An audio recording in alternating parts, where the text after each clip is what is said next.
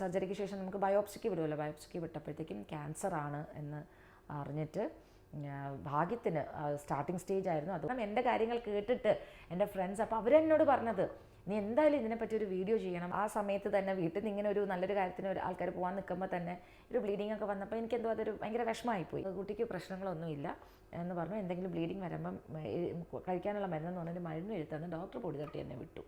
ഒരുപാട് പേർക്ക് ഇതുപോലെ സർജറി എന്ന് പറയുമ്പോൾ പേടിച്ചിട്ട് സർജറിക്ക് വരാതെ നിൽക്കുന്ന ഒത്തിരി പേരുണ്ട്. അത് ചിലപ്പോൾ നമ്മുടെ ജീവന് തന്നെ പ്രശ്നമാകുമെന്ന് നമുക്ക് തോന്നുന്നുണ്ടെങ്കിൽ, ഡോക്ടേഴ്സ് അങ്ങനെ പറയുന്നുണ്ടെങ്കിൽ. Hi, hello and welcome back to my YouTube channel. 4 വർഷം കൊണ്ട് ഉണ്ടായിക്കൊണ്ടിരുന്ന ഒരു പ്രശ്നം, അതൊരു 2 മാസം മുൻപ് അതിന് വളരെ ഹാപ്പി ആയിട്ടുള്ളൊരു എൻഡിങ് വന്നിരിക്കുകയാണ്.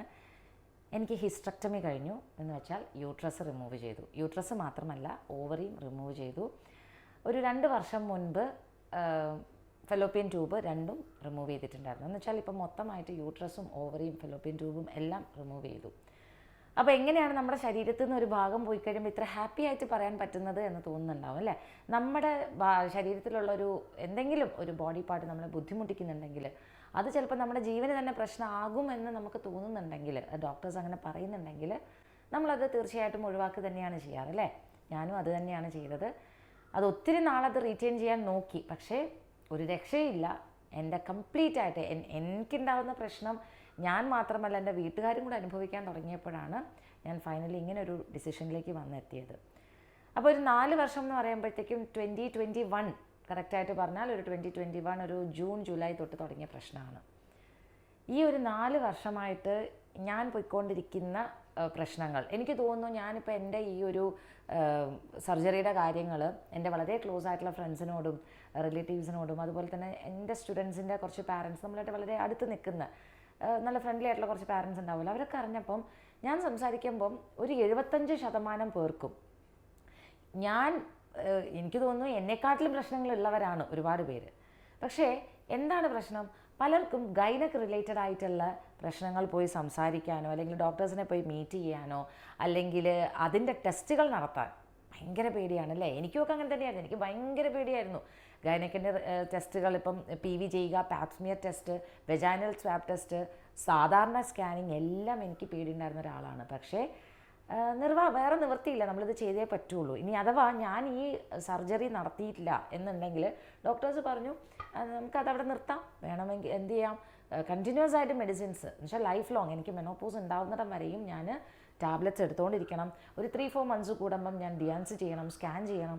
ഈ ഒരു ബുദ്ധിമുട്ട് ആലോചിച്ചപ്പം ഫൈനലി ഇത് തന്നെയാണ് അതിൻ്റെ ബെസ്റ്റ് സൊല്യൂഷൻ എന്നുള്ളത് മനസ്സിലാക്കിക്കൊണ്ട് തന്നെയാണ് ഞാൻ ഈ സർജറിയിലേക്ക് പോയത്. അപ്പം ഞാനിപ്പോൾ ഈ വീഡിയോയിൽ പറയാൻ പോകുന്നത് എന്തൊക്കെയായിരുന്നു എനിക്കുണ്ടായ പ്രശ്നങ്ങൾ, അല്ലെങ്കിൽ എന്തൊക്കെയായിരുന്നു എൻ്റെ സിംറ്റംസ്, സർജറിയുടെ സമയത്ത് എങ്ങനെയായിരുന്നു എനിക്ക്, സർജറിക്ക് ശേഷം ഉണ്ടായ എൻ്റെ മാറ്റങ്ങൾ. So before and after surgery, both physically and mentally. ഇത്രയും നാളും ഞാൻ ശരിക്കും പറഞ്ഞാൽ ഇപ്പം ഞാൻ ചില സമയത്തൊക്കെ ഞാൻ പറയും ഞാൻ ആക്ച്വലി ഒരു പുതിയ ലൈഫാണെന്ന് എനിക്ക് തോന്നുന്നുണ്ട്. കാരണം ഇത്രയും കഴിഞ്ഞ 4 വർഷമായിട്ട് മൂഡ് സ്വിങ്സ്, പെട്ടെന്ന് ദേഷ്യം വരിക, അതുപോലെ പെട്ടെന്ന് കരയുക, അങ്ങനെ ഒരുപാട് പ്രശ്നങ്ങളായിരുന്നു. പക്ഷെ ഇപ്പം ഞാൻ ഭയങ്കര നമ്മൾ പറയത്തില്ലേ സമാധാനത്തിൻ്റെ പാതയിലെന്ന് പറയില്ലേ, ആ ഒരു രീതിയിലാണ് ഇപ്പം ഞാൻ പോയിക്കൊണ്ടിരിക്കുന്നത്.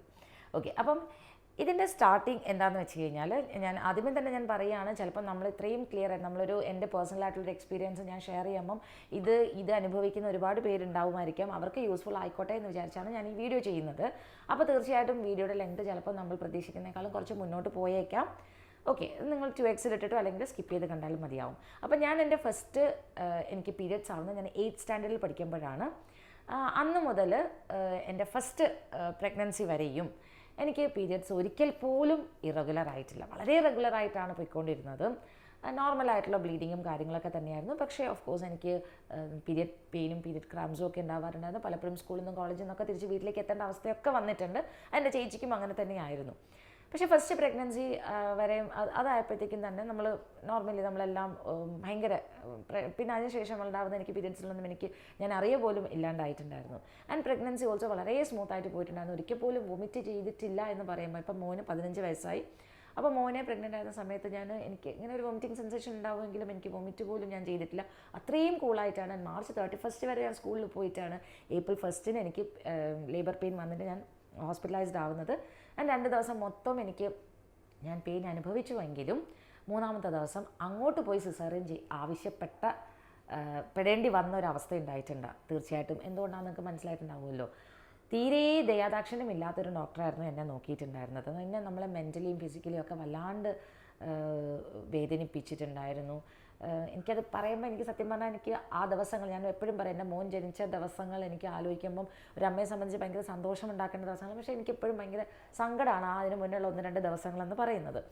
അപ്പം അതിനെപ്പറ്റി ഒന്നും ഇപ്പോൾ ഡീറ്റെയിൽ ആയിട്ട് ഞാൻ പറയില്ല. ഞാൻ വിചാരിക്കുകയായിരുന്നു, ഇപ്പം നമ്മുടെ ദിയാകൃഷ്ണയുടെ ഡെലിവറി വ്ലോഗ് കണ്ടപ്പോൾ ഒരുപാട് സ്ത്രീകൾ അവരവരുടെ പ്രശ്നങ്ങൾ അല്ലേ, ഡെലിവറി സമയത്തുണ്ടായ ഒരുപാട് മോശം അനുഭവങ്ങളൊക്കെ പറയുമ്പം അത്രയ്ക്കൊന്നും, ചിലതൊന്നും കേൾക്കുമ്പോൾ അത്രയ്ക്കൊന്നും എനിക്ക് ഉണ്ടായിട്ടില്ലെങ്കിലും, അപ്പോൾ അങ്ങനെ നമ്മൾ സിസേറിയൻ ഓപ്റ്റ് ചെയ്തു. സിസേറിയൻ ഓപ്റ്റ് ചെയ്യുമ്പോഴും എന്താണ്, എന്നെ ചീത്ത പറഞ്ഞുകൊണ്ടാണ് ഡോക്ടർ ഇത് ചെയ്യുന്നത്, സിസേറിയൻ ചെയ്യുന്നത്. കാരണം നമ്മുടെ ലോക്കൽ അനസ്തീഷ്യ നമുക്ക് ബോധം ഉണ്ടാവുമല്ലോ. അപ്പം അന്ന് എനിക്ക് 27-28 വയസ്സെങ്ങാണ്ടുണ്ടായിരുന്നുള്ളൂ. അപ്പം നമ്മൾ ആലോചിക്കുക നമ്മുടെ മെൻ്റൽ സ്റ്റേറ്റസ് എന്തായിരിക്കും. അപ്പം എന്തുതന്നെയാണെങ്കിലും അതൊക്കെ കഴിഞ്ഞു. 2ാമത് മോളുണ്ടായി. 5 കൊല്ലം കഴിഞ്ഞിട്ടാണ് മോളുണ്ടായത്. അപ്പം ഞങ്ങൾ നല്ലൊരു ഡോക്ടറിൻ്റെ അടുത്ത്, ഭയങ്കര ലവിങ് ആയിട്ടുള്ള ഡോക്ടറിൻ്റെ അടുത്താണ് നമ്മൾ പോയിട്ടുണ്ടായിരുന്നത്. അപ്പം എനിക്ക് ഭയങ്കര ആഗ്രഹം ഉണ്ടായിരുന്നു ഈ ഡെലിവറി എങ്കിലും എനിക്ക് നോർമൽ ആകണം എന്നുള്ളത്. അങ്ങനെ ഡോക്ടറിനോട് പറഞ്ഞപ്പം 5 വർഷത്തെ ഗ്യാപ്പ് ഉണ്ടല്ലോ, നമുക്ക് നോക്കാമെന്ന് പറഞ്ഞു. പക്ഷേ അവിടെയും എൻ്റെ അൺലക്ക് എന്ന് വേണമെങ്കിൽ പറയാം. ലാസ്റ്റ് സ്കാനിൽ മോളുടെ കഴുത്തിൽ കോഡ് ചുറ്റിയതുകൊണ്ട് നമ്മുടെ പെട്ടെന്ന് തന്നെ സിസേറിയൻ ചെയ്യണമെന്ന് പറഞ്ഞു. 3 വീക്സ് ബാക്ക് നമ്മുടെ മുന്നേ തന്നെ നമുക്ക് സിസേറിയൻ ചെയ്യേണ്ടതായിട്ട് വന്നു. അങ്ങനെ 2015 മോള് ജനിക്കുന്നത്. അതിനുശേഷം 2021 വരെ വീണ്ടും എല്ലാം കൂടെയാണ്. മോളുടെ പ്രഗ്നൻസി സമയത്തെന്ന് പറഞ്ഞു കഴിഞ്ഞാൽ അതിനൊരു 1-2 കൊല്ലം മുന്നേ തൊട്ട് ഞാൻ ചെറുതായിട്ട് വെയിറ്റ് ഗെയിൻ ചെയ്യാൻ തുടങ്ങിയിട്ടുണ്ടായിരുന്നു. അപ്പം എനിക്ക് തോന്നുന്നത് ഞാൻ ഡ്രൈവിംഗ് ചെയ്ത് തുടങ്ങിയത് 2012 മുതലാണ്. അപ്പം നമ്മൾ നടക്കുന്നത്, മറ്റേത് ഞങ്ങൾ എന്നും ബസ്സിലേക്ക് പോവുക, നടക്കുക, അങ്ങനെയൊക്കെ ആകുമ്പോൾ നമ്മുടെ ബോഡി എപ്പോഴും ഇങ്ങനെ എന്താ പറയുക, എപ്പോഴും ഭയങ്കര എക്സസൈസ് വന്നുകൊണ്ടിരിക്കുന്ന രീതിയിലാണല്ലോ. അപ്പോൾ അതുകൊണ്ട് തന്നെ ഭയങ്കര നോർമലായിട്ടായിരുന്നു എൻ്റെ ബോഡി വെയിറ്റും ഒക്കെ പോയിക്കൊണ്ടിരുന്നത്. പക്ഷേ ഒരു 2013-14 ആകുമ്പോഴേക്കും എൻ്റെ ബോഡി വെയിറ്റ് കൂടാൻ തുടങ്ങിയിട്ടുണ്ടായിരുന്നു. മോളെ പ്രഗ്നൻ്റ് ആയ സമയത്തൊക്കെ നല്ല വണ്ണം വെച്ചു. അതിന് ശേഷം നല്ലോണം വണ്ണം വെച്ചു.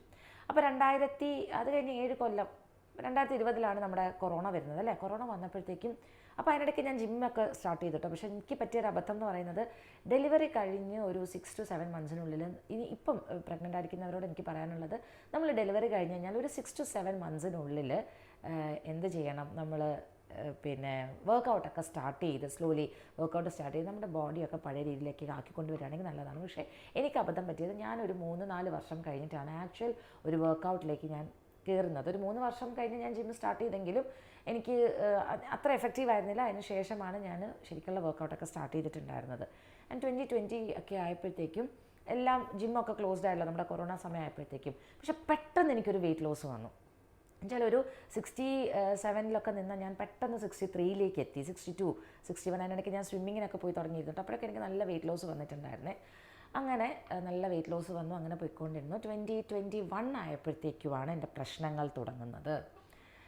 2021 ആയപ്പോഴത്തേക്കും നോർമലി പീരിയഡ്സ് കഴിഞ്ഞ് നമ്മൾ 7th day അല്ലേ, 4th 5th day ഒക്കെ കഴിയുമ്പോഴത്തേക്കും നമുക്ക് ബ്ലീഡിംഗ് ഒക്കെ മെല്ലെ കുറയും. പക്ഷേ ഒരു 7th day കഴിഞ്ഞു ഒരു 2 days കഴിയുമ്പോൾ എനിക്ക് വീണ്ടും സ്പോട്ടിങ് ഉണ്ടാവാൻ തുടങ്ങി. എന്ത് സ്പോട്ടിംഗ് എന്ന് പറഞ്ഞു കഴിഞ്ഞാൽ, നമുക്ക് ചെറുതായിട്ട് നമ്മൾ ടുവേർഡ്സ് ദ എൻഡ്, പീരിയഡ്സിൻ്റെ എൻഡിലേക്ക് വരുമ്പോൾ നമുക്ക് ചെറുതായിട്ടൊരു ബ്ലീഡിങ് വരുമല്ലോ. ആ ബ്ലീഡിങ് പോലെ എനിക്ക് സ്പോട്ടിങ് വരാൻ തുടങ്ങി 2 ദിവസം കഴിഞ്ഞിട്ട്. അപ്പോൾ ഞാൻ വിചാരിച്ചു എനിക്ക് തോന്നുന്നതായിരിക്കും. പിന്നെയും ഒരു 3-4 ദിവസം കഴിയുമ്പോൾ വീണ്ടും സ്പോട്ടിങ്. അങ്ങനെ 2021 ഒക്കെ ആയപ്പോഴത്തേക്കുമാണ് ഈ പ്രശ്നങ്ങൾ തുടങ്ങിയത്. അതുവരെ ഒരു പ്രശ്നവും ഉണ്ടാവാതിരുന്ന ഞാനാണ് കേട്ടോ. 2021 കഴിഞ്ഞപ്പോൾ എൻ്റെ വളരെ ക്ലോസ് ഫ്രണ്ടാണ് ഡോക്ടർ സംഗീത. ഇപ്പോൾ കോഴിക്കോട് മലബാർ ഹോസ്പിറ്റലിലെ വൺ ഓഫ് ദി ബെസ്റ്റ് ഡോക്ടേഴ്സാണ്. അതുപോലെ തന്നെ ലാപ്രോസ്കോപ്പിക് സർജനുമാണ്. സംഗീതയാണ് എൻ്റെ ലാസ്റ്റ് ഇപ്പം സർജറി എടുത്തിട്ടുണ്ടായിരുന്നത്. അപ്പോൾ സംഗീതനോട് ഞാനിങ്ങനെ പറഞ്ഞപ്പോൾ എന്നോട് പറഞ്ഞു, നീ എത്രയും പെട്ടെന്ന് ഒരു USG ചെയ്യാൻ പറഞ്ഞു. കാരണം എനിക്ക് അപ്പോഴേക്കും ഭയങ്കര ഹെയർ ഫോൾ ഉണ്ടാവാൻ തുടങ്ങി, ബോഡി വെയ്റ്റ് പെട്ടെന്ന് അങ്ങോട്ട് കൂടാൻ തുടങ്ങി. അപ്പം സ്കാൻ ചെയ്യാൻ പറഞ്ഞു. പക്ഷേ എൻ്റെ ഒരു സ്വഭാവത്തിനനുസരിച്ചെന്ന് വെച്ച് കഴിഞ്ഞാൽ, എനിക്ക് എന്തെങ്കിലും അസുഖം വന്നു കഴിഞ്ഞാൽ ഒന്നാമത്തെ കാര്യം നമ്മളെല്ലാവരും ആശുപത്രിയിൽ പോയി സ്കാൻ ചെയ്യാനും പിന്നെ ഡോക്ടറിന് വേണ്ടി വെയിറ്റ് ചെയ്യാനും ഒക്കെ മടിക്കുന്ന ആൾക്കാരാണ്. പക്ഷേ ഞാൻ പറയട്ടെ, എൻ്റെ വലിയൊരു പ്രശ്നം തന്നെയാണത്. കാരണം എൻ്റെ ഇത്രയും ക്ലോസ് ഫ്രണ്ട് തന്നെ ഗൈനക്കോളജിസ്റ്റ് ആയിട്ടുണ്ട്. ഞാൻ പഠിപ്പിച്ച പല കുട്ടികളും ഡോക്ടേഴ്സ് ആയിട്ടുള്ളവരുണ്ട്. അപ്പോൾ എനിക്ക് അത്രയൊക്കെ ഓപ്ഷൻസ് ഉണ്ടായിട്ടും എൻ്റെ കയ്യിലിരിപ്പുകൊണ്ട് തന്നെയാണ് ഞാനിത് ഒത്തിരി ലേറ്റാക്കി വിട്ടത്. അങ്ങനെ എന്തായാലും 1 വർഷത്തോളം ഞാനിത് മൈൻഡാക്കാതെ ഇട്ടു. കാരണം സ്പോട്ടിങ് വല്ലപ്പോഴൊക്കെ ഉണ്ടാവാറുള്ളൂ, കാര്യമില്ല എന്ന് വിചാരിച്ചു. പക്ഷെ പിന്നെ ആയപ്പം ഈ സ്പോട്ടിങ്ങിൻ്റെ കാലാവധി കുറഞ്ഞു വരാൻ തുടങ്ങി. എന്ന് വെച്ച് കഴിഞ്ഞാൽ ഒരു 3-4 ദിവസം കൂടുമ്പോൾ സ്പോട്ടിങ് വരാൻ തുടങ്ങി. അങ്ങനെ ഒരവസ്ഥയിലെത്തിയപ്പോഴാണ് ഞാൻ 2022 ഒരു ഒക്ടോബർ ആയപ്പോഴത്തേക്കാണ് പോയിട്ട് ഫസ്റ്റ് സ്കാൻ ചെയ്തത്. സ്കാനിങ് റിസൾട്ട് വന്നപ്പോൾ ഓവറിയിൽ സിസ്റ്റ്, ലെഫ്റ്റ് ഓവറിയിൽ സിസ്റ്റ് എന്ന് കണ്ടു. അപ്പോൾ ഞാൻ സംഗീതയ്ക്ക് സ്കാനിങ് റിപ്പോർട്ട് കൊണ്ട് കാണിച്ചപ്പോൾ എന്നോട് പറഞ്ഞു, നമുക്കൊരു 3 months ടാബ്ലറ്റ്സ് എടുത്ത് നോക്കാം, ചെറിയ രീതിയിൽ വലിയ പ്രശ്നമില്ലാത്ത സിസ്റ്റ് ആണെങ്കിൽ ഈ ടാബ്ലറ്റിലൂടെ അങ്ങ് മാറും എന്ന് പറഞ്ഞു. അങ്ങനെ 3 months നമ്മൾ ടാബ്ലറ്റ് എടുത്തു. പക്ഷേ 3 മാസം കഴിഞ്ഞപ്പോൾ വീണ്ടും സ്കാൻ ചെയ്തപ്പോഴും ഈ ഓവറിയുടെ സിസ്റ്റിൽ ഒരു ചെറിയ മെഷർമെൻറ്റ് പോലും കുറവുണ്ടായില്ല.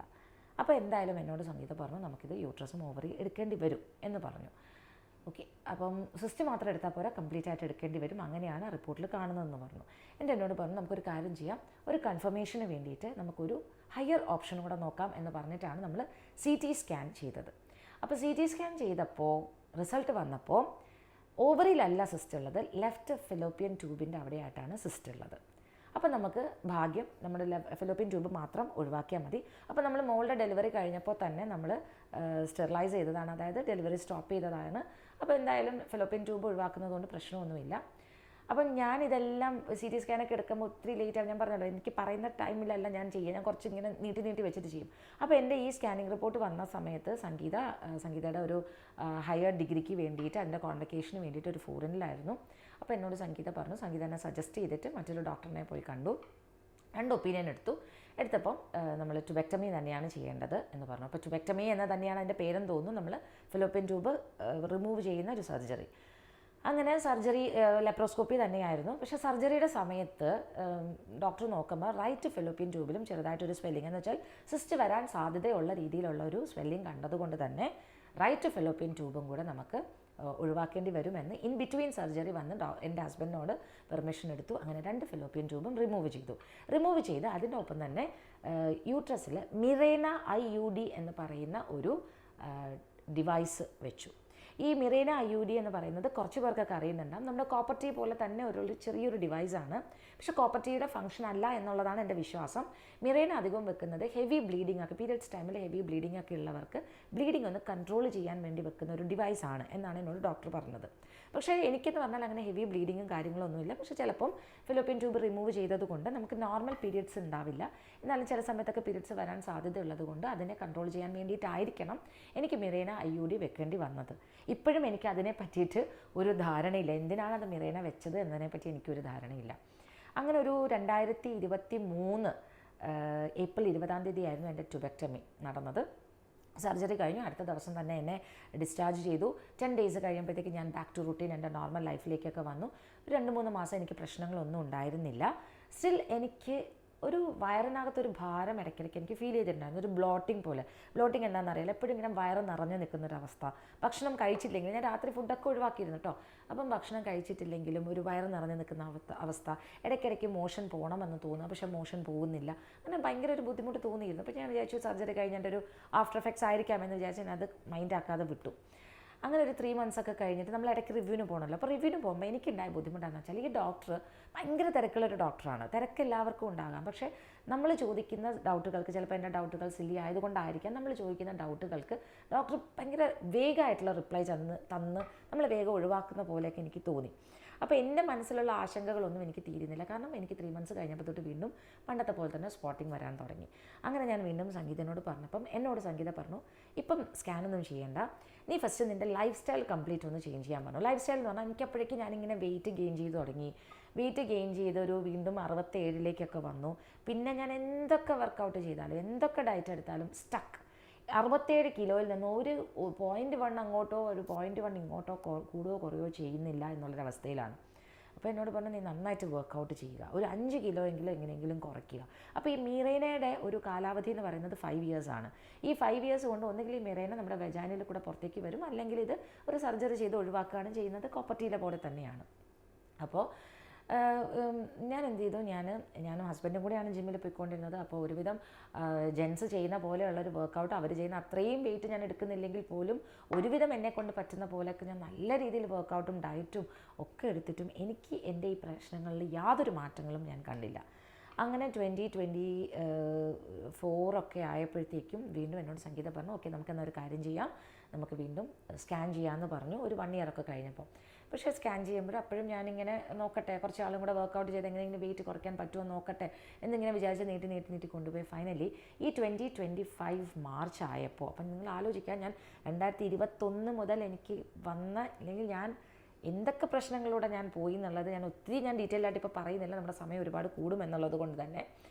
അപ്പം എനിക്കതിനകത്ത് പിന്നെ 2025 ഈ വർഷം മാർച്ച് ആയപ്പം എൻ്റെ വീട്ടിൽ നിന്ന് ഹസ്ബൻഡും മക്കളും കൂടെ ശബരിമലയ്ക്ക് പോകാനായിട്ട് മാലയിട്ടു. അപ്പം അറിയുന്നവർക്ക് അറിയുന്നതാണ്, നമ്മൾ രാവിലെ എണീറ്റ് കുളിച്ച് അത്രയും ശുദ്ധിയോട് കൂടിയാണ് നമ്മൾ അടുക്കളയിൽ കയറി ഇവർക്കുള്ള ഭക്ഷണം ഉണ്ടാക്കി കൊടുക്കേണ്ടതും അത്രയും ശുദ്ധിയോടുകൂടി നമ്മൾ നോക്കേണ്ടതാണ്. അപ്പം ചില വീടുകളിലൊക്കെ എന്ന് പറഞ്ഞു കഴിഞ്ഞാൽ പീരിയഡ്സ് ആയിക്കഴിഞ്ഞാൽ നമ്മൾ വേറൊരു വീട്ടിലേക്ക് മാറി നിൽക്കണം, അങ്ങനെയൊക്കെയാണ്. അപ്പോൾ എൻ്റെ വീട്ടിൽ പിന്നെ അത്രയ്ക്ക് ചിട്ടകളൊന്നും നോക്കിയില്ലെങ്കിൽ, കാരണം പിന്നെ ഒരു കാര്യം എന്ന് വെച്ച് കഴിഞ്ഞാൽ ഞാൻ അതിന് മുന്നേ ഒരു വർഷത്തോളം ഞാൻ അമ്പലത്തിൽ പോവാറില്ലായിരുന്നില്ല. എൻ്റെ വീട്ടിലുള്ള പൂജാ ഷെൽഫിൻ്റെ അടുത്തേക്ക് പോകാൻ തന്നെ എനിക്ക് ഭയങ്കര മടിയായിരുന്നു. പക്ഷേ എൻ്റെ സംഗീത പറഞ്ഞു, നീ ഇതിനെ ഒരു പീരിയഡ്സ് ആയിട്ട് കാണുക, കാരണം എനിക്ക് പീരിയഡ്സ് ഇല്ല, ഇത് നിൻ്റെ അസുഖത്തിൻ്റെ ഒരു ഭാഗമായിട്ട് മാത്രം കാണുക എന്നെ പറഞ്ഞ് വിശ്വസിപ്പിച്ചത് കൊണ്ട് മാത്രമാണ് ഞാൻ അമ്പലത്തിൽ പോകാനും. പക്ഷേ ദൈവസഹായത്താൽ എനിക്ക് അമ്പലത്തിൽ പോകുന്ന സമയത്തൊന്നും എനിക്ക് ഈ പ്രശ്നങ്ങളൊന്നും ഉണ്ടായിട്ടില്ല. പക്ഷേ ഇവർ ഈ മാലയിട്ട സമയത്ത് ഒരു 2-3 ആഴ്ച കഴിഞ്ഞപ്പോഴത്തേക്കും എനിക്ക് സ്പോട്ടിംഗ് അല്ല, നോർമൽ ബ്ലീഡിങ് പോലെ തന്നെ ഒരു ദിവസം വന്നു. അപ്പോൾ അതെനിക്ക് ഭയങ്കരമായിട്ട് ഞാൻ അപ്സെറ്റായി, കാരണം ഒരിക്കലും അങ്ങനെ വന്നിട്ടില്ല. നമ്മൾ അപ്സെറ്റ് ആവുക എന്ന് വെച്ച് കഴിഞ്ഞാൽ, നമുക്ക് അത്രയും നാളും സ്പോട്ടിങ് മാത്രം ഉണ്ടായിരുന്ന ഒരാൾ പെട്ടെന്ന് ആ സമയത്ത് തന്നെ വീട്ടിൽ നിന്ന് ഇങ്ങനെ ഒരു നല്ലൊരു കാര്യത്തിന് ആൾക്കാർ പോകാൻ നിൽക്കുമ്പോൾ തന്നെ ഒരു ബ്ലീഡിങ് ഒക്കെ വന്നപ്പോൾ എനിക്കെന്തോ അതൊരു ഭയങ്കര വിഷമമായിപ്പോയി. അപ്പോൾ അതേ സമയത്ത് തന്നെയാണ് എനിക്ക് വളരെ ക്ലോസ് ആയിട്ടുള്ളൊരു ടീച്ചർക്ക് അതുപോലെ തന്നെ ഒരു ഹിസ്റ്റക്ടമി കഴിഞ്ഞു. പിന്നെ ടീച്ചർക്ക് സിംറ്റംസ് ഒന്നും ഉണ്ടായിരുന്നില്ല, പക്ഷേ ഇങ്ങനെ വയറ് വല്ലാണ്ട് ഇങ്ങനെ വീർത്ത് വരുന്നൊരു സംഭവം. അപ്പം ഇങ്ങനെ ഫാമിലിയിൽ എല്ലാവരും കളിയാക്കി, ഇന്ന് പ്രഗ്നൻ്റ് ആണോ എന്നൊക്കെ പറഞ്ഞ് കളിയാക്കി. അപ്പോൾ വലിയ മക്കളൊക്കെ ഉള്ളതാണ്, അപ്പം കളിയാക്കി. അങ്ങനെ കൊണ്ട് ഡോക്ടറിനെ കാണിച്ചപ്പോഴാണ് പിന്നെ സിസ്റ്റ് തന്നെയാണ്, വളരെ വലിയ സിസ്റ്റാണ്. ടീച്ചർക്ക് ഓപ്പൺ സർജറിയാണ്, ലാപ്രോസ്കോപ്പി പോലും ചെയ്യാൻ പറ്റില്ല, ഓപ്പൺ സർജറിയാണ് ചെയ്യണമെന്ന് പറഞ്ഞിട്ട് അങ്ങനെ ചെയ്തു. ഇത് സർജറിക്ക് ശേഷം നമുക്ക് ബയോപ്സിക്ക് വിടുമല്ലോ, ബയോപ്സിക്ക് വിട്ടപ്പോഴത്തേക്കും ക്യാൻസറാണ് എന്ന് അറിഞ്ഞിട്ട് ഭാഗ്യത്തിന് സ്റ്റാർട്ടിങ് സ്റ്റേജ് ആയിരുന്നു, അതുകൊണ്ട് തന്നെ പെട്ടെന്ന് കീമോയൊക്കെ ചെയ്യേണ്ടി വന്നെങ്കിലും ടീച്ചർ ഇപ്പം ഒരുവിധം ക്യൂറായി. ടീച്ചർ വീണ്ടും തിരിച്ച് സ്കൂളിലേക്കൊക്കെ പോകാൻ തുടങ്ങി. അപ്പോൾ ഞാനിങ്ങനെ ടീച്ചറുമായിട്ട് സംസാരിച്ചപ്പോൾ എന്നോട് പറഞ്ഞു, നമുക്ക് പലർക്കും പല സിംറ്റംസ് ആയിരിക്കും, ചിലപ്പോൾ ചിലരൊന്നും ഇല്ല എന്ന് വിചാരിച്ചിട്ട് ഇങ്ങനെ ചെറിയ വേദനയൊക്കെ വരുമ്പോൾ പ്രശ്നമില്ല, ബ്ലീഡിങ് ഒന്നും. ഇപ്പോൾ എല്ലാവരും ചോദിക്കുന്നത്, ഇപ്പോൾ എന്നോടാണെങ്കിലും പലരും ചോദിക്കും, ഹിസ്റ്റക്ടമി ചെയ്തപ്പോഴത്തേക്കും എന്താ ബ്ലീഡിങ് ഉണ്ടായിരുന്നോ എന്നാണ് എല്ലാവരും ചോദിക്കുക. പക്ഷേ എൻ്റെ ഒരു അഭിപ്രായം എന്താണെന്നറിയോ, ചിലർക്ക് ഒരു സിംറ്റവും കാണിക്കത്തില്ല, പക്ഷേ നമുക്ക് എന്തെങ്കിലും ഒരു അബ്നോർമാലിറ്റീസ് ഉണ്ടാവും. ഒന്നുകിൽ നമുക്ക് ഹെയർ ഫോൾ, അല്ലെങ്കിൽ വെയിറ്റ് കൂടുക, ഒരു കാരണമില്ലാണ്ട് വെയിറ്റ് കൂടുക, എന്തെങ്കിലുമൊക്കെ ബുദ്ധിമുട്ടുകൾ നമ്മുടെ ശരീരത്തിന് വരുമ്പോൾ തന്നെ, അതുമല്ല ഡോക്ടേഴ്സ് പലരും പറയുന്നത് പോലെ തന്നെ നമ്മൾ ലേഡീസ് ഒരു 25-30 വയസ്സ് കഴിഞ്ഞ് കഴിഞ്ഞാൽ വർഷത്തിലൊരിക്കലെങ്കിലും ഗൈനക് റിലേറ്റഡ് ആയിട്ടുള്ള ചെക്കപ്പ് നടത്തുന്നത് വളരെ നല്ലതാണ്. ഒന്നുകിൽ പാപ്സ്മിയർ ടെസ്റ്റ് അല്ലെങ്കിൽ സ്കാനിങ്, എന്തെങ്കിലുമൊക്കെ ടെസ്റ്റുകൾ നടത്തുന്നത് നല്ലതാണ്. കാരണം നമ്മൾക്ക് എപ്പോഴാണ് ഈ ലേഡീസിന് വരുന്ന പ്രശ്നങ്ങൾ എപ്പോഴാണ് വരിക എന്നൊന്നും പറയാൻ പറ്റത്തില്ല. അങ്ങനെ ഈ ടീച്ചർ പറഞ്ഞിട്ട് തന്നെ, അപ്പം സംഗീത ആ സമയത്ത് ഫാമിലി ആയിട്ട് ഒരു ഫോറിൻ ട്രിപ്പിലായിരുന്നു. ആ സമയത്ത് ഞാൻ എന്ത് ചെയ്തു, സംഗീത പറഞ്ഞിട്ട് തന്നെ ഞാൻ സ്കാൻ ചെയ്തിട്ട് സ്കാനിങ് റിപ്പോർട്ടുമായിട്ട് ഞാൻ ഈ ടീച്ചറിനെ സർജറി ചെയ്ത ഡോക്ടർ എന്ന് പറഞ്ഞല്ലോ, ആ ഡോക്ടറിനെ കാണാൻ വേണ്ടിയിട്ട് ഹോസ്പിറ്റലിലെത്തിയപ്പോൾ ആ ഡോക്ടർ വേറൊരു ഹോസ്പിറ്റലിലേക്ക് മാറിയെന്ന് പറഞ്ഞു. തൽക്കാലം അവിടെ ഉണ്ടായിരുന്ന മറ്റൊരു ഡോക്ടറിനെ ഞാൻ കണ്ട് ഞാൻ എൻ്റെ സ്കാനിങ് റിപ്പോർട്ട് കാണിച്ചപ്പം ഓവറിയിൽ സിസ്റ്റ് മാത്രമല്ല, യൂട്രസിൻ്റെ inner wall thickness, endometrial thickness എന്ന് പറയും, അത് 3 mm ഒക്കെയാണ് നോർമൽ കേസിൽ വരാൻ പാടുള്ളത്. പക്ഷേ എനിക്ക് 16 mm 17 mm എന്നുള്ള ആ ഒരു റേഞ്ചിലാണ് വന്നിരിക്കുന്നത്. അപ്പോൾ അത് ഒട്ടും നല്ലൊരു കാര്യമല്ല. കാരണം അങ്ങനെ നമ്മളത് ഒന്നും തീരെ ക്യൂറാക്കാണ്ട് അങ്ങനെ വിട്ട് കഴിഞ്ഞാൽ അത് ഫ്യൂച്ചറിൽ ക്യാൻസറസ് ആവാനുള്ള സാധ്യത ഉണ്ട് എന്നാണ് എന്നോട് ഡോക്ടർ പറഞ്ഞത്. അപ്പോൾ എന്നോട് പറഞ്ഞു, ഇപ്പോൾ സർജറി ചെയ്യേണ്ട, നമുക്കൊരാഴ്ചയ്ക്ക് ശേഷം DNC ചെയ്ത് ആ DNCയുടെ റിപ്പോർട്ട് നമുക്ക് ബയോപ്സിക്കൊക്കെ വിട്ടതിന് ശേഷം എന്താണ് നോക്കിയിട്ട് ബാക്കി ചെയ്യാം എന്ന് പറഞ്ഞു. അതിൻ്റെ കൂട്ടത്തിൽ തന്നെ പാപ്സ്മിയർ ടെസ്റ്റും ചെയ്യണമെന്ന് പറഞ്ഞു. അപ്പോൾ പാപ്സ്മിയർ ടെസ്റ്റ് നിങ്ങൾക്ക് അറിയുന്നുണ്ടാവും, നമ്മുടെ വെജാനയിൽ നിന്ന് സ്പെസിമെൻ അവർ എടുക്കുന്നതാണ് പിന്നെ പാപ്സ്മിയർ ടെസ്റ്റ് എന്ന് പറഞ്ഞത്. പാപ്സ്മിയർ ടെസ്റ്റ് എന്ന് കേട്ടപ്പോഴേ എൻ്റെ കയ്യും കാലും വിറയ്ക്കാൻ തുടങ്ങി. കാരണം കുറച്ചൊരു ബുദ്ധിമുട്ടാണല്ലോ, പക്ഷേ നമുക്ക് വേറെ നിർവാഹമില്ല, നമ്മൾ ചെയ്തേ പറ്റുള്ളൂ. അങ്ങനെ പാപ്സ്മിയർ ടെസ്റ്റ് വന്നപ്പോഴത്തേക്കും അത് നോർമലാണ്. പിന്നെ നമ്മുടെ ഒരു ബ്ലഡ് ടെസ്റ്റ് നടത്തി, അത് നോർമലാണ്. പിന്നെ വെജൈനൽ സ്വാബ് ടെസ്റ്റ് നടത്തി, അത് നോർമലാണ്. പക്ഷേ എൻഡോമെട്രിയൽ തിക്നെസ് ഇങ്ങനെയുണ്ട്. അപ്പോൾ എന്നോട് ഡോക്ടർ പറഞ്ഞു, ഒരിക്കൽ കൂടെ ഒരു സർജറി ചെയ്യാം, ഒരിക്കൽ കൂടെ നമുക്ക് സ്കാനിങ് ചെയ്യാം, ഒരു 4D സ്കാനിങ് ചെയ്യാമെന്ന് പറഞ്ഞിട്ട് ഈ ഡോക്ടർ തന്നെ സജസ്റ്റ് ചെയ്തൊരു സെൻറ്ററിലേക്ക് വിട്ടു. അപ്പോൾ ഞാൻ ആദ്യം സ്കാൻ ചെയ്ത സെൻറ്റർ എന്ന് പറഞ്ഞാൽ എൻ്റെ 2 മക്കളെ ഞാൻ പ്രഗ്നൻ്റ് ആയിരുന്നപ്പോഴും എൻ്റെ അമ്മയ്ക്ക് ചെറിയ ഇഷ്യൂസ് വന്നു. അമ്മയ്ക്ക് ഹിസ്റ്ററക്ടമി കഴിഞ്ഞതാണ്. അമ്മയ്ക്ക് ഇഷ്യൂസ് വരുമ്പോഴൊക്കെ നമ്മൾ നോർമലി സ്കാൻ ചെയ്യുന്ന സെൻറ്ററിലാണ് ഞാൻ പോയത്. അവർക്ക് തെറ്റ് വരാൻ സാധ്യതയില്ല എന്നുള്ളത് എനിക്ക് 100% ഉറപ്പാണ്. പക്ഷേ ഡോക്ടർ പറഞ്ഞത് കൊണ്ട് തന്നെ ഞാൻ 4D സ്കാനിങ്ങിന് വേറൊരു സെൻറ്ററിൽ പോയി. ആദ്യത്തെ സെൻറ്ററിലൊന്നും നമ്മളെപ്പോൾ പോയാലും അവിടെ നേരത്തെ ബുക്ക് ചെയ്തൊക്കെ പോയാലും ഒരുപാട് നേരം വെയിറ്റ് ചെയ്താലാണ് നമ്മൾ വിളിക്കുക. ഈ സെൻറ്ററിൽ ഞാൻ ചെന്നപ്പം ആരുമില്ല, ചെല്ലുമ്പോൾ ഞാൻ മാത്രമേ ഉള്ളൂ. സ്കാനിങ് ചെയ്ത് കഴിഞ്ഞ് റിസൾട്ട് കണ്ടപ്പോൾ ഫസ്റ്റ് റിപ്പോർട്ടുമായിട്ട് യാതൊരു ബന്ധവുമില്ല. രണ്ടാമത്തെ റിപ്പോർട്ടിലെല്ലാം നേരെ തിരിച്ച് എനിക്ക് എൻഡോമെട്രിയൽ തിക്നെസ് ഇല്ല. അതായത് ഒരാഴ്ചയ്ക്ക് ശേഷമാണ് ഞാൻ ഈ 4D സ്കാനിങ് ചെയ്യുന്നത്. എൻഡോമെട്രിയൽ തിക്നെസ് ഇല്ല, സിസ്റ്റ് ഇല്ല, ഫൈബ്രോയിഡ്സ് ഉണ്ട്, പക്ഷേ അതൊക്കെ ചുരുങ്ങിക്കൊണ്ടിരിക്കുന്ന ഫൈബ്രോയിഡ്സ് ആണ് എന്നൊക്കെ പറഞ്ഞു. ഞാൻ ഈ ഡോക്ടറിനെ വീണ്ടും കൊണ്ടേ കാണിച്ചപ്പോൾ ഡോക്ടർ പറഞ്ഞാൽ പ്രശ്നങ്ങളൊന്നും ഇല്ലല്ലോ. ഡോക്ടർ ഹിസ്റ്ററക്ടമി പറഞ്ഞു, DNC ഒക്കെ പറഞ്ഞ ഡോക്ടറാണ്. ഈ 4D സ്കാനിങ്ങിൻ്റെ റിസൾട്ട് കണ്ടപ്പോൾ ഡോക്ടർ പറഞ്ഞു ഇതിലൊരു പ്രശ്നമില്ല, കുട്ടിക്ക് പ്രശ്നങ്ങളൊന്നുമില്ല എന്ന് പറഞ്ഞു. എന്തെങ്കിലും ബ്ലീഡിങ് വരുമ്പം കഴിക്കാനുള്ള മരുന്നെന്ന് പറഞ്ഞിട്ട് മരുന്ന് എഴുത്തന്ന് ഡോക്ടർ പൊടി തട്ടി എന്നെ വിട്ടു. ഞാൻ തീരെ സാറ്റിസ്ഫൈഡ് ആയിരുന്നില്ല. കാരണം എനിക്ക് ഉള്ളിൽ എനിക്ക് വിഷമം തന്നെ. പിന്നെ ഞാൻ വിചാരിച്ചു ഡോക്ടേഴ്സിന് അങ്ങനെ തെറ്റ് വരാൻ സാധ്യതയില്ലല്ലോ. കാരണം പിന്നെ ഞാൻ വിചാരിച്ചു എന്നാൽ പിന്നെ ഞാൻ ഫസ്റ്റ് സ്കാൻ ചെയ്ത സെൻറ്ററിലുള്ള ഡോക്ടറിനെ പോയി കാണണോ, എന്തോ ഈ 2 റിപ്പോർട്ടും കൊണ്ടേ കാണിക്കണോ, എനിക്ക് ആകെ ഒരു കൺഫ്യൂഷനായി. അങ്ങനെ ഇരിക്കുമ്പോഴാണ് സംഗീത തിരിച്ചെത്തിയപ്പം ഞാൻ എൻ്റെ റിസൾട്ട് സംഗീതയ്ക്ക് അയച്ചു. ഞാൻ പറഞ്ഞു എടാ എനിക്ക് കുഴപ്പമൊന്നും ഇല്ല കേട്ടോ, ഇതാ റിസൾട്ടിൽ പ്രശ്നമൊന്നും ഇല്ല എന്ന് പറഞ്ഞു, ഡോക്ടർ പറഞ്ഞു എന്ന് പറഞ്ഞപ്പോൾ എന്നോട് പറഞ്ഞു ഞാൻ സാറ്റിസ്ഫൈഡ് അല്ല, എനിക്കിത് വിശ്വസിക്കാൻ ബുദ്ധിമുട്ടാണ്. കാരണം ഫസ്റ്റ് സ്കാനിങ് സെൻറ്റർ എന്ന് പറഞ്ഞു കഴിഞ്ഞാൽ അത്രയും ലീഡിങ് ആയിട്ടുള്ള സ്കാനിങ് സെൻറ്റർ, അവർക്ക് ഇത്രയും വർഷങ്ങൾക്ക് ഇടയിൽ അങ്ങനെ ഒരു അബദ്ധങ്ങൾ വന്നിട്ടില്ല. ചിലപ്പം മനുഷ്യന്മാരുടെ കാര്യം ചിലപ്പോൾ വന്നേക്കാം. സ്റ്റിൽ നമ്മൾ ഒരേ ടൈപ്പ് ഓഫ് സ്കാനിങ് അല്ല നമ്മൾ അങ്ങനെ ചെയ്യേണ്ടത്, നമ്മൾ അതിൻ്റെ ഒരു ഹയർ വേർഷനാണ് ചെയ്യേണ്ടത് എന്ന് പറഞ്ഞിട്ട് എന്നോട് CT സ്കാൻ തന്നെ ചെയ്യാൻ പറഞ്ഞു. CT സ്കാൻ എനിക്ക് കുറച്ച് ബുദ്ധിമുട്ട് എന്താണെന്ന് വെച്ച് കഴിഞ്ഞാൽ ഈ 2 ലിറ്റർ കുപ്പി വെള്ളത്തിൽ നമുക്കൊരു മരുന്ന് കലക്കി തന്നാൽ അത് കുടിച്ച് തീർത്തതിന് ശേഷമാണ് നമ്മളെ സ്കാനിങ്ങിന് വിളിക്കുക. അത് ഭയങ്കര ബുദ്ധിമുട്ടുള്ള കാര്യമാണ് ഈ മരുന്ന് വെള്ളം കുടിച്ച് തീർക്കുക എന്നുള്ളത്. അപ്പോൾ ഞാൻ പറഞ്ഞു വേണ്ട, എനിക്ക് CT സ്കാൻ വേണ്ട, MRI മതി എന്ന് പറഞ്ഞു. അങ്ങനെ ഓക്കെ എന്നാൽ MRI എടുക്കുമെന്ന് പറഞ്ഞ് MRIക്ക് വേണ്ടിയിട്ട് ഒന്നുകിൽ ഈ ഫസ്റ്റ് ഞാൻ പോയ സെൻറ്ററിൽ പോവുക, അല്ലെങ്കിൽ വേറൊരു സെൻറ്റർ എന്ന് പറഞ്ഞിട്ട് എനിക്ക് കിട്ടുന്നത്. അപ്പോൾ ഞാൻ വിചാരിച്ചു ആദ്യത്തെ സെൻറ്ററിലാണല്ലോ പോയപ്പോഴാണല്ലോ എനിക്ക് ഈ റിപ്പോർട്ടിൽ പ്രശ്നങ്ങൾ വന്നത്. ഓക്കെ ഞാൻ സംഗീത എഴുതി തന്ന വേറൊരു സെൻറ്ററിലേക്ക് തന്നെ ഞാൻ പോയി. അവിടെ ചെന്നപ്പോൾ ഞാൻ ഈ പറഞ്ഞ പോലെ നല്ല തിരക്കുള്ള അത്യാവശ്യം നല്ലൊരു സ്കാനിങ് സെൻറ്റർ ആണെന്ന് എനിക്ക് മനസ്സിലായി. അപ്പോൾ MRI എടുത്തതിൻ്റെ അനുഭവങ്ങൾ ഞാനൊരു വീഡിയോ ആയിട്ട് ചെയ്തിട്ടുണ്ട്, അതൊന്ന് കണ്ടു നോക്കുക കേട്ടോ.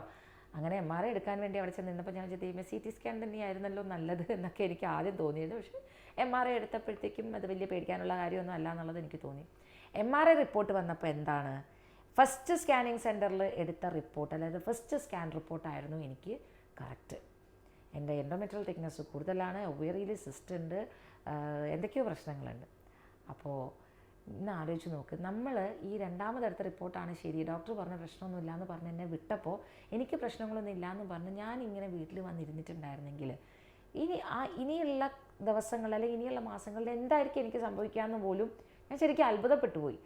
അങ്ങനെ സംഗീത പറഞ്ഞു ഇനി ഇത് ഇങ്ങനെ എന്തായാലും ഇനി ഒന്നും നോക്കണ്ട, ഇതെല്ലാം എടുക്കേണ്ടി വരും, ഉടനെ എടുക്കണം എന്നില്ല, പക്ഷേ ഒരുപാട് വൈകിക്കുകയും ചെയ്യണ്ട എന്ന് പറഞ്ഞു.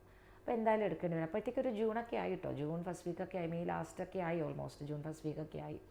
അപ്പോൾ നമ്മൾ എന്തായാലും പ്ലാൻ ചെയ്തു. പിന്നെ വീട്ടുകാരുടെ ഒരു സമാധാനത്തിന് വേണ്ടി ഒരു ഒപ്പീനിയനും കൂടെ എടുത്തപ്പോഴും നമുക്ക് ഇതേ ഒപ്പീനിയൻ തന്നെയായിരുന്നു, ഹിസ്റ്ററക്ടമി തന്നെയായിരുന്നു പറഞ്ഞത്. അങ്ങനെ ഫൈനലി നമ്മൾ സംഗീതത്തിൽ തന്നെ പോയി ലാപ്രോസ്കോപ്പിക് സർജറിയാണ് ചെയ്തിട്ടുണ്ടായിരുന്നത്.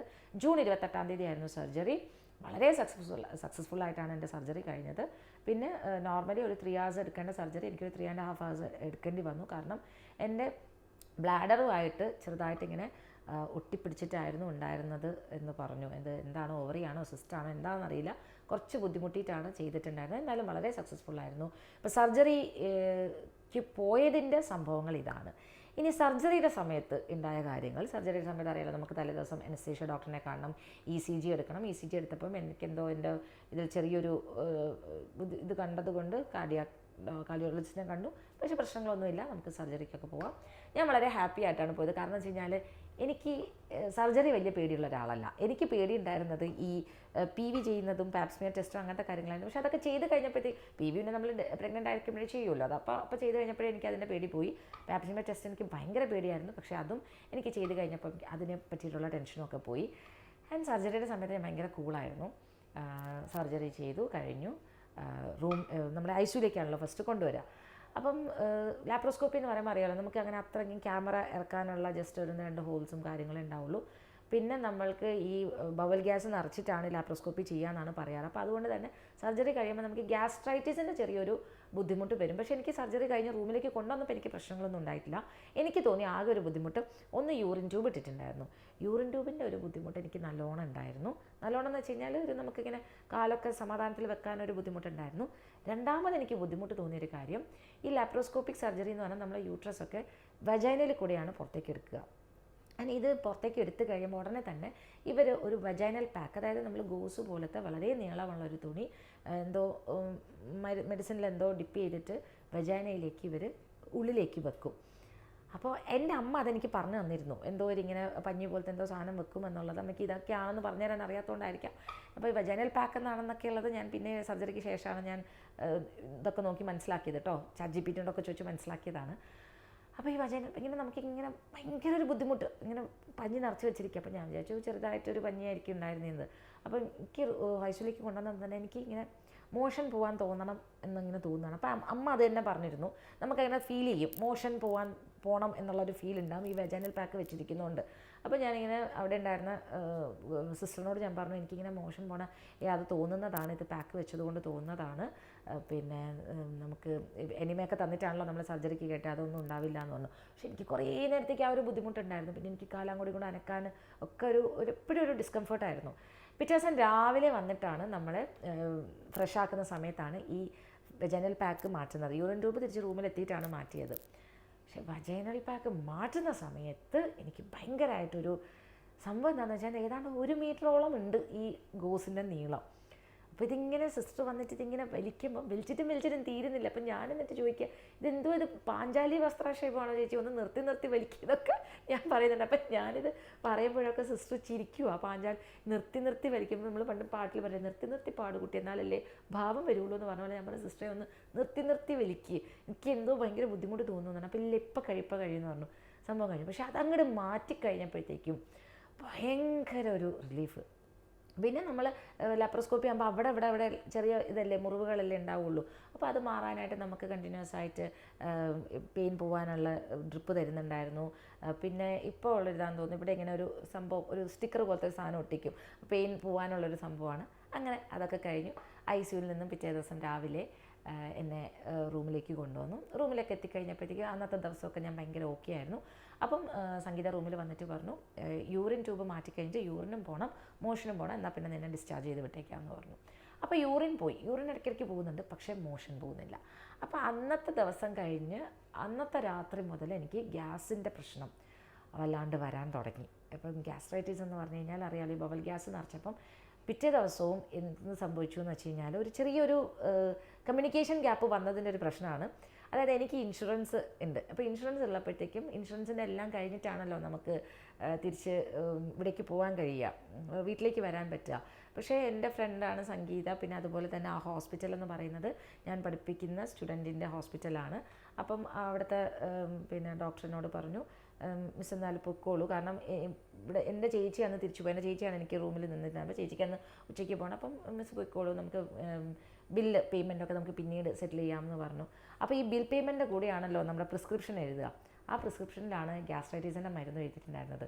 ഞാനും ആ കാര്യം ഓർത്തില്ല, സംഗീതയും ഓർത്തില്ല. അന്നത്തെ ദിവസം എനിക്ക് വലിയ ബുദ്ധിമുട്ട്. തിരിച്ച് വീട്ടിലെത്തിക്കഴിഞ്ഞാൽ എനിക്ക് നിൽക്കാനും വയ്യ, ഇരിക്കാനും വയ്യ. ഞാനിങ്ങനെ കട്ടിലിൽ കിടന്ന് ഉരുണ്ട് മറിയുക. പക്ഷേ ഉരുണ്ട് മറിയാനും പറ്റത്തില്ല, ഇത് ചെയ്തിരിക്കുകയാണല്ലോ. അങ്ങനെ സംഗീതയുടെ അടുത്ത് ഞാൻ വൈകുന്നേരം വിളിച്ചു ചോദിച്ചപ്പോഴാണ് എന്നോട് പറഞ്ഞു, അയ്യോ ഗ്യാസിൻ്റെ മരുന്ന് കിട്ടുന്നില്ല എന്ന് പറഞ്ഞ് പിന്നെ ഗ്യാസിൻ്റെ മരുന്നൊക്കെ എഴുതി തന്നു. അത് കഴിഞ്ഞപ്പോൾ അത് കഴിച്ച് കഴിഞ്ഞപ്പോഴത്തേക്കും തന്നെ ഞാൻ ഭയങ്കര ഓക്കെ ആയി. പിന്നെ മെല്ലെ മോഷനൊക്കെ പോകാൻ തുടങ്ങി, നോർമലായി. പിറ്റേ ദിവസം ആയപ്പോഴത്തേക്കും തന്നെ ഞാൻ ഭയങ്കര കൂളായി. ആക്ച്വലി എനിക്കങ്ങനെ കിടക്കണമെന്നോ അല്ലെങ്കിൽ എന്നോട് പ്രത്യേകം പറഞ്ഞു വിട്ടതാണ്, ലാപ്രോസ്കോപ്പി ആയതുകൊണ്ട് നീ കംപ്ലീറ്റ് ആയിട്ട് അങ്ങനെ കിടക്കുകയൊന്നും ചെയ്യരുത്, എഴുന്നേറ്റ് നടക്കണം, അല്ലെങ്കിൽ പിന്നെയും ഗ്യാസിൻ്റെ പ്രശ്നങ്ങളുണ്ടാവും, അപ്പോൾ എഴുന്നേറ്റ് നടക്കുകയൊക്കെ ചെയ്യണം എന്ന് പറഞ്ഞു. അങ്ങനെ ഞാൻ നോർമലി, പിന്നെ എൻ്റെ അമ്മ വീട്ടിലുള്ളത് കൊണ്ട് അറിയാമല്ലോ, അമ്മമാർ വീട്ടിലുണ്ടെങ്കിൽ അവർ പറയും അങ്ങനെ എണീറ്റ് നടക്കാൻ പാടില്ല, കിടക്കണം, അത് ചെയ്യരുത്, ഇത് ചെയ്ത്. അപ്പോൾ എനിക്കാണെങ്കിൽ ഇങ്ങനെ വെറുതെ ഇരിക്കുന്നത്, ഇതെൻ്റെ അമ്മയുടെ സ്വഭാവം തന്നെയാണ്, വെറുതെ ഇരിക്കുന്നത് ഭയങ്കര ബുദ്ധിമുട്ടാണ്. അപ്പം ഞാൻ മെല്ലെ ഇങ്ങനെ ഡ്രസ്സിംഗ് ടേബിൾ ക്ലീൻ ചെയ്യാനും പിന്നെ ചെറുതായിട്ട് അമ്മ കാണാണ്ട് പോയി ഡൈനിങ് ടേബിൾ ക്ലീൻ ചെയ്യാനും ഒക്കെ ഇങ്ങനെ തുടങ്ങി. അപ്പം എനിക്കിങ്ങനെ ഞാൻ എണീറ്റ് നടക്കും തോറും ഞാൻ ഭയങ്കര ആക്റ്റീവായി. ഒരാഴ്ച കൊണ്ടൊക്കെ ഞാൻ എനിക്കെല്ലാം എൻ്റെ ബോഡിയിലെല്ലാം എന്താ പറയുക വെയിറ്റ് ഗെയിൻ ചെയ്തു. ഓക്കെ, ഞാനൊരു അതെന്ന് വെച്ചാൽ സർജറി എന്തായാലും വേണ്ടി വരും എന്നുള്ളത് കൊണ്ട് എന്ത് ചെയ്തു, ഞാൻ ഫുഡും ഡയറ്റും ഒന്നും നോക്കിയില്ല. നല്ലോണം എനിക്കിഷ്ടമുള്ള സാധനങ്ങൾ, ഐസ്ക്രീമും ഫലൂഡയും എല്ലാ കാര്യങ്ങളും നല്ലോണം കഴിച്ച് ഏതാണ്ട് ഒരു 9 കിലോളം കൂട്ടിയിട്ടുണ്ട്. അപ്പോൾ 67 നിന്ന ഞാൻ, കുറേ നാളായിട്ട് 67 സ്റ്റക്കായി നിന്ന ഞാൻ എന്തായാലും ഇപ്പം ഞാൻ വന്ന് നിൽക്കുന്നത് 75 പോയിൻറ്റ് സംതിങ്ങിലേക്ക് വന്നിരുന്നു. പക്ഷേ ഞാനിപ്പോൾ ഒരാഴ്ചയായിട്ട് മെല്ലെ ഡയറ്റും വർക്കൗട്ടൊക്കെ തുടങ്ങിയതുകൊണ്ട് 1 കിലോ കുറഞ്ഞു. 74.7 ആണ്. ഇന്ന് രാവിലെ നോക്കുമ്പോൾ 74.2 ആണ് എൻ്റെ ഇന്നത്തെ വെയിറ്റ്.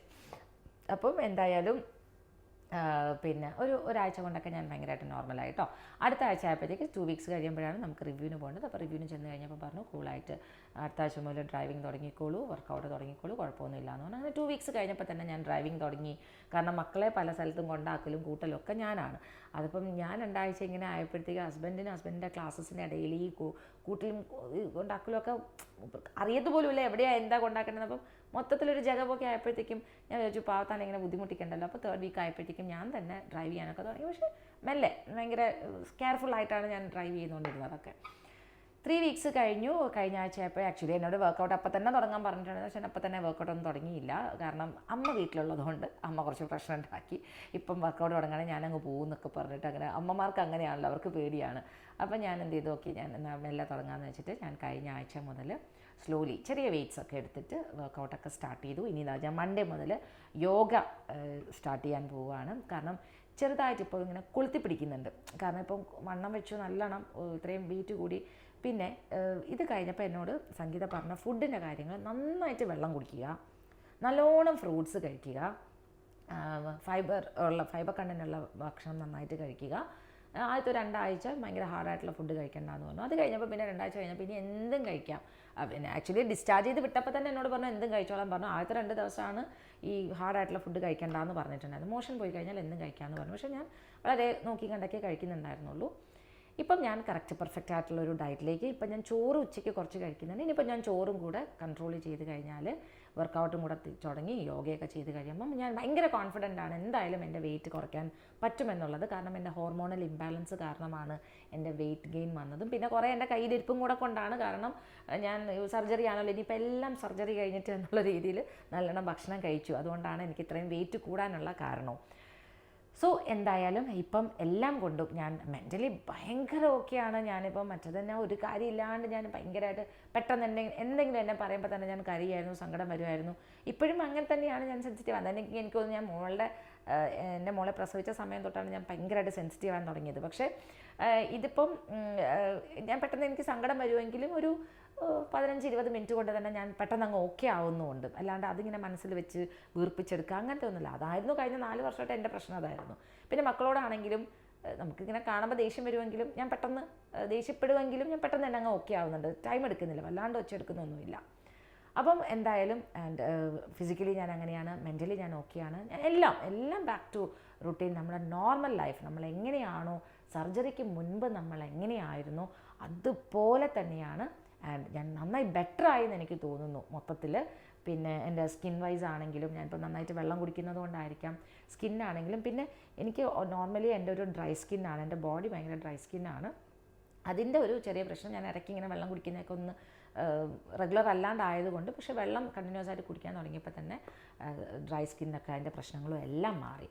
സോ എനിക്ക് പറയാനുള്ളത്, ഇപ്പം എനിക്കറിയാം കുറച്ച് നല്ലോണം ലെങ്തി ആയി പോയിട്ടുണ്ടാവും. അപ്പോൾ എനിക്ക് പറയാനുള്ള ആകെ ഒരു ഒപ്പീനിയൻ എന്താണെന്ന് പറഞ്ഞാൽ, അപ്പോൾ ഞാൻ എൻ്റെ കാര്യങ്ങളൊക്കെ എൻ്റെ ഫ്രണ്ട്സിനോടൊക്കെ ഷെയർ ചെയ്തപ്പം പലർക്കും ഇപ്പോൾ ഒരു കോൺഫിഡൻസ് വന്നു എന്ന് പറഞ്ഞു. എന്തായാലും കൊണ്ടേ കാണിക്കണം, ടെസ്റ്റ് നടത്തണം, ഇനിയിപ്പോൾ സർജറി. അപ്പോൾ പലർക്കും എന്താണെന്ന് വെച്ച് കഴിഞ്ഞാൽ ഈ സർജറി കഴിഞ്ഞാൽ 3 മാസം ഒന്നിനും ചെയ്യാൻ പറ്റത്തില്ല, നമ്മൾ കംപ്ലീറ്റ് ബെഡ് റെസ്റ്റ് വേണ്ടി വരും. അപ്പോൾ അത് ചിലപ്പോൾ ഓപ്പൺ സർജറിയുടെ കാര്യത്തിൽ അങ്ങനെ ആയിരിക്കും കേട്ടോ.